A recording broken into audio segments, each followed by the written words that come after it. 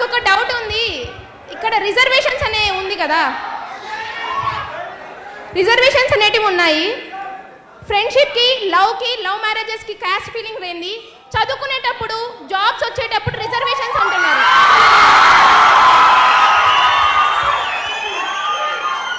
ఈ క్వశ్చన్ నేను ఒక్కటి క్వశ్చన్ చేస్తుంది, ఒకరిని మాత్రమే కాదు, ఇక్కడ ఉన్న ప్రతి స్టూడెంట్ని నేను క్వశ్చన్ చేస్తున్నాను.